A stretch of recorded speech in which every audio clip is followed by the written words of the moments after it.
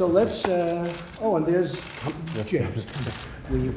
He's become more famous than me. Former FBI Director James Comey's new book, A Higher Loyalty, is been anticipated for weeks and months. The book is due out next week. The Associated Press purchased a copy. In our reviewing it, the FBI director spares very little in terms of his attacks on the president. He calls him unethical and untethered to truth. He often goes back to comparing it to a mob boss, that the president was sort of running a New York crime family in some ways. We can be all but as certain that the president will attack Comey once these books are come out. In our reporting at the Associated Press, we know in recent days and weeks he has been fuming, knowing that this book was coming, accusing Comey of trying to make money off of his name while tarnishing Trump's name in the process.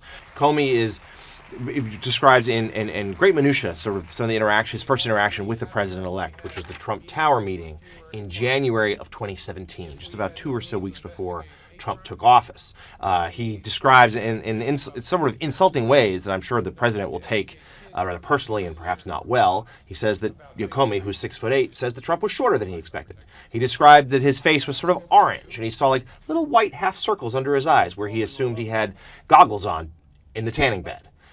He made a point also of looking at the size of the president's hands. James Comey said that though they were smaller than his, they seemed to be of normal proportions. There's plenty of material in the book also about the Hillary Clinton investigation. A particularly startling admission is Comey says that he wishes he had handled the press conference differently. The infamous press conference, or famous depending on your point of view, back in July 2016 when he announced that the Department of Justice was not going to recommend that any charges be brought against Secretary Clinton for her use of the email server. That he wished he had sort of not buried the lead. Like he had, if you recall the news conference, he sort of spent a lot of time really sort of criticizing the secretary only at the end to say, but we're not finding any charges against her. He wishes he could have done that differently. There's also one other bombshell in the book in which Comey reveals that in early 2016, the United States government came into possession of classified information which he believes could have cast doubt on then Attorney General Loretta Lynch's ability to be independent in the investigation into Hillary Clinton.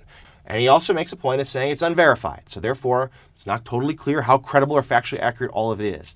That said, it's certainly something that is eyebrow-raising. The truth, the whole truth, and nothing but the truth, so help you God. Thank you very much. He largely, I think, gives himself a pretty good grade here. That he feels like he conducted himself in a manner that was bringing the most respect to himself, but more importantly to the FBI, which is an institution he clearly cares greatly about.